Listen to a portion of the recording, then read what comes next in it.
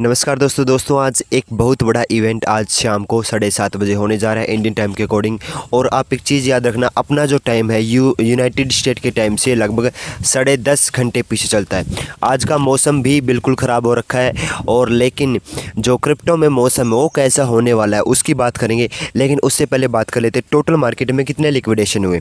तो total market में $278 million के लिक्विडेशन हुए। और ख़ास बात यह कि इस बार यहाँ पर शॉर्ट में हम ज़्यादा लिक्विडेट हुए, लगभग $190 मिलियन। यानी लोगों को लग रहा था कि मार्केट नीचे की तरफ जाएगा, इससे लोग यहाँ पर लिक्विडेट हुए।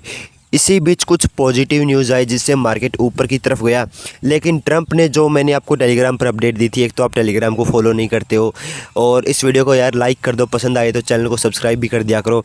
बाकी अपडेट ये मैंने दी थी कि ट्रंप जो है यहाँ पर खर्ग आइसलैंड पर अटैक करने वाले हैं, और वहाँ से जो है ईरान का 90% तेल का उत्पादन होता है, कच्चे तेल का, उस पर कब्जा करने वाले हैं। ऐसी बात कही थी उन्होंने, लेकिन उसको फिर से उस प्लान को कैंसिल कर दिया। उसके बाद से कच्चे तेलों के दामों में यहाँ पर गिरावट आई, क्योंकि अगर हमला हो जाता तो सीधी सी बात है कच्चे तेल का उत्पादन कम होता है और मार्केट में यहाँ पर डिमांड बढ़ती, प्राइस ऊपर जाता। लेकिन जैसे ही हमला कैंसिल हुआ, यहाँ पर कुल मिला के क्रिप्टो के लिए अच्छी चीज़ है, क्योंकि जो लोग यहाँ पर ऑयल की तरफ मूव करने वाले थे, अगर ऑयल की डिमांड बढ़ती तो लोग ऑयल में ट्रेड करते, लेकिन यहाँ पर फ़िलहाल लोग ऑयल में ट्रेड नहीं कर रहे हैं। तो आज शाम को यहाँ पर बड़ा इवेंट होने जा रहा है, उसकी मैं बात करूँगा। लेकिन उससे पहले जापान को लेकर भी अपडेट आ रही है, और मैंने यहाँ पर जैसे अपने थंबनेल में भी देखा था, निर्मला सीतारमण जी की फ़ोटो लगा रखी है कि हमें भी अब उस लेवल की रेगुलेशन लानी पड़ेगी। तो जापान क्या करने वाला है, क्रिप्टो को स्टॉक मार्केट की लेवल की यहाँ पर रेगुलेशन देने वाला है।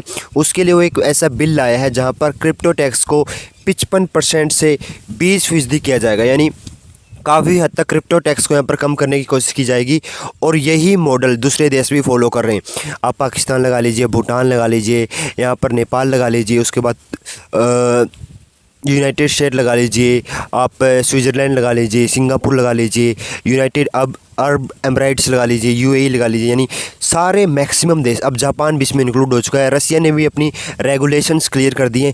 क्लियरिटी लाना ज़रूरी है, बैन करो, रेगुलेट करो, टैक्स कम करो, क्लियर कर दो जो भी करना है। यानी बाकी देशों ने क्लियर कर दिया काफ़ी हद तक। बैन करना था जिन्होंने बैन कर दिया, रेगुलेट करना था रेगुलेट कर दिया, कानून बनाना था कानून बना दिया। लेकिन अपना ही एक देश मुझे लगता रह चुका है जिसमें अभी भी यहाँ पर ज़रूरत है उन नियम्स की, क्लैरिटी एक्ट की।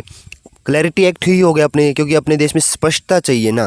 क्लैरिटी एक्ट यूएस में आने वाला है, इसको लेकर भी चर्चाएं तेज हो चुकी है, लेकिन अपने देश का क्लैरिटी एक्ट कब आएगा ये भी जानना जरूरी। क्यों हमें क्लैरिटी किस बात पे चाहिए कि भाई साहब हमें क्लैरिटी इस बात पे चाहिए कि क्रिप्टो लीगल है या नहीं, इस बात पे हमें क्लैरिटी चाहिए। बाकी देश, मैक्सिमम देश दुनिया भर के यहाँ पर क्रिप्टो को क्लैरिटी दे चुके हैं, यानी लीगल है या इलीगल है बता चुके हैं।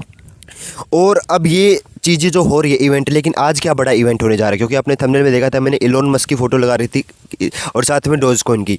तो होने जा रहा है कि आज शाम 7:30 बजे इंडियन टाइम के अकॉर्डिंग, क्योंकि आज 12 जून है, इलोन मस्क की कंपनी का आईपीओ आएगा, और एक अनुमान है कि इसकी जो वैल्यूएशन है वो $2 ट्रिलियन से ज़्यादा जाएगी। अगर ऐसा होता है तो सीधी सी बात है क्रिप्टो मार्केट से आउटफ्लो भी देखने को मिल सकता है, वहीं दूसरी तरफ इनफ्लो भी हो सकता है। मैं ऐसा क्यों बोल रहा हूँ इनफ्लो होगा, तो देखो एक तो मैंने आपको बताया था कि ये याद रखना कि 10:30 घंटे का टाइम डिफरेंस क्यों, क्योंकि यूएस में जब 12 जून के 9:30 बज रहे होंगे सुबह के, तब अपने यहाँ 12 जून के यानी आज शाम के 7 बज रहे होंगे, ठीक है। उस टाइम पर क्या आएगा, इलोन मस्क की कंपनी का आईपीओ आएगा। अभी तक कौन लोग इन्वॉल्व थे, अभी तक जो बड़े बड़े फंड वाले लोग थे, बड़े बड़े इंस्टीट्यूशंस थे, उन्होंने इलोन मस्क की कंपनी में पैसा डाल रखा था। काफ़ी लोग स्पेस एक्स में 2019 से यहाँ पर इन्वेस्ट करें, क्योंकि तब तक ये प्राइवेट कंपनी थी। लेकिन अब यहाँ पर रिटेल ग्रुप एंट्री मारने वाला है। वहीं पर मैंने आपको बताया था पहले भी, इलोन मस्क की जो कंपनी है स्पेस एक्स, उसकी यहाँ पर प्रोफाइल में और जो रिपोर्ट है उनकी या कंपनी की एसेट क्लास है उसमें यहाँ पर बिटकॉइन का नाम है। दूसरी तरफ जब इलोन मस्क डोजकॉइन का सपोर्ट करते हैं खुलेआम, तब भी हमें लगता है कि दो कॉइन में मूवमेंट हो सकती है।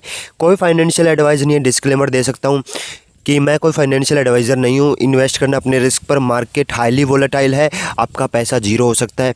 डोजकॉइन और बिटकॉइन में मूवमेंट देखने को मिल सकती, चांस है, चांस फैक्टर है, क्योंकि इतना ट्रिलियंस डॉलर जब पैसा मार्केट में आता है तब मीम कॉइन में मूवमेंट हो सकती है, कुछ कह नहीं सकते। लेकिन जब जब इलोन मस्क की तरफ से कुछ बड़े प्लान आए हमारे सामने, तब तब ऐसे मीम टोकन में, और इवन बिटकॉइन तो उनकी कंपनी की यहाँ पर एसेट क्लास की लिस्ट में पड़ा हुआ है, तो फिर तो वहाँ पर चांस बनते हैं अच्छे खासे कि बिटकॉइन में हमें एक मूवमेंट देखने को मिले। लेकिन वीडियो का कंक्लूजन क्या है, क्योंकि आप जितने भी बड़े एक्सचेंज पर यहाँ पर ट्रेड कर रहे हो, बाइनेंस पर, वजीर एक्स पर, CoinDCX पर, कॉइन स्विच पर, क्या इम्पैक्टफुल आपका पोर्टफोलियो रह सकता है आज शाम के बाद में। और ट्रंप क्या चाह रहे हैं, अभी ट्रंप की डिमांड क्या है, क्या वो डिमांड पूरी हो चुकी है, क्योंकि वही यहाँ पर मार्केट मेकर की और मार्केट को मूवमेंट करने की भूमिका को निभा रही है। तो दोस्तों मैं आपको एक क्लियर चीज़ यहाँ पर करना चाहूँगा कि तो पहले तो आप देखो जितने भी बड़े बड़े बैंक हैं ना, मैं बैंकों को बीच में क्यों लाया, क्योंकि बैंक यहाँ पर एक अपडेट आ रही थी, वो मिस हो गई थी मेरे से, क्योंकि वो खुद की प्राइवेट ब्लॉकचेन बना रहे हैं। बैंक ऑफ अमेरिका हो गया, वेल फार्गो हो गया, और सिटी ग्रुप हो गया, और गोल्डमैन सैक हो गया, ये जितने भी यूएस के बड़े बड़े बैंक हैं ये खुद की टोकनाइजेशन एसेट क्लास बनाने जा रहे हैं। वो एक बहुत बड़ी न्यूज़ है सच्ची में, क्योंकि ये यूएस की ना बहुत 50-100 ट्रिलियन डॉलर का एसेट मैनेज करते हैं। वो एक चीज़ हो गई अपनी अलग तरफ। लेकिन मैं ये 2 ट्रिलियन डॉलर का जो नंबर है इलोन मस्क के आईपीओ का, ये क्या आपके पोर्टफोलियो पर इम्पैक्ट डालेगा? देखो अगर डाल भी सकता है, क्यों डालेगा उसका रीज़न मैंने आपको क्लियर कर दिया है। और आज मैं टेलीग्राम पर अपडेट भी दूंगा शाम 7 बजे के आसपास कि क्या रहा, आईपीओ लिस्ट हो चुका है, किस प्राइस पर लिस्ट हुआ है, क्या मूवमेंट हो रही है आईपीओ में, प्री आईपीओ क्या था, पोस्ट आईपीओ क्या था, क्रिप्टो का पैरेलल में क्या इम्पैक्ट पड़ रहा है, इसकी चर्चा करेंगे।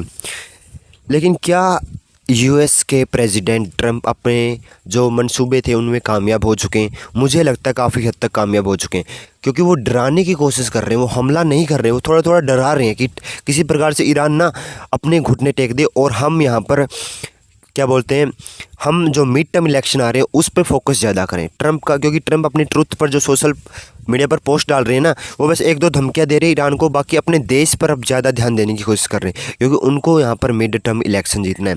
और काफ़ी लोग तो ये भी बोल रहे हैं कि पिछले साल जुलाई में जो 3 बड़े क्रिप्टो कानून पास हुए थे, क्या इसी साल भी जुलाई में पास होने के चांस है? क्योंकि जितने भी वो कैलेंडर में एक तो ऐड हो गया क्लैरिटी एक्ट, दूसरा पिछले साल जुलाई में पास हुआ था, और काफ़ी जो बड़े बड़े सांसद हैं वहाँ के वो यही बोल रहे हैं कि 2 जुलाई, 5 जुलाई, 10 जुलाई इसी के आसपास हम चाह रहे हैं कि हाउस में पास हो जाए और फिर ट्रंप के पास चला जाए साइन होने के लिए, ताकि साइन हो और यहाँ पर यूएस को क्लैरिटी एक्ट मिले और बाकी देश भी इसी चीज़ को फॉलो करें। बाकी मैं आपको बता रहा था ट्रंप अपने मंसूबों में कामयाब हो चुके हैं, क्योंकि अपडेट ये आ रही है कि ट्रंप यूएस दुनिया का सबसे बड़ा ऑयल एक्सपोर्टर बन चुका है। यानी दूसरे देशों को तेल भेजने में यूएई को भी पीछे छोड़ दिया, अरब देशों को भी यहाँ पर यूएस ने पीछे छोड़ दिया है। दुनिया का सबसे लार्जर एक्सपोर्टर ऑफ ऑयल बन चुका है। वेनेजुएला पर कब्जे के बाद में ट्रंप के पास में यहाँ पर बहुत सारा तेल आ चुका था। अब यहाँ पर कहीं ना कहीं ईरान के भी काफ़ी सारे ऑयल कंपनियों पर ट्रंप यहाँ पर कंट्रोल ले चुके हैं, मुझे लग रहा है काफ़ी हद तक, क्योंकि वो बोलते रहते स्ट्रेट ऑफ हॉर्मुज़ पर हमने नेवल ब्लॉकेज रख रखी है। तो कहीं ना कहीं अपने मंसूबों में कामयाब हो चुके हैं। इसके बाद अभी क्योंकि यार ये बंदा ही कंफ्यूज कर देता है, कभी कभी ये प्रेस में कुछ बोलता है, ट्रुथ सोशल मीडिया पर कुछ पोस्ट करता है, यानी इसके हर घंटे यहाँ पर बयान बदलते रहते हैं। तो अभी कंक्लूजन निकालना मुझे लगता है बिल्कुल भी सही नहीं रहेगा। बाकी वीडियो पसंद आई तो लाइक करना है, चैनल पर नहीं तो सब्सक्राइब करना, टेलीग्राम पर जरूर जुड़ जाना, लिंक मिलेगा डिस्क्रिप्शन में। बाकी आपको मैं कल अपडेट दूंगा SpaceX के IPO का क्या रहा, और हम देखेंगे मिलके इसका इम्पैक्ट क्रिप्टो पर, मीम कॉइन पर क्या रहेगा। मिलते हैं अगले वीडियो में। जय हिंद।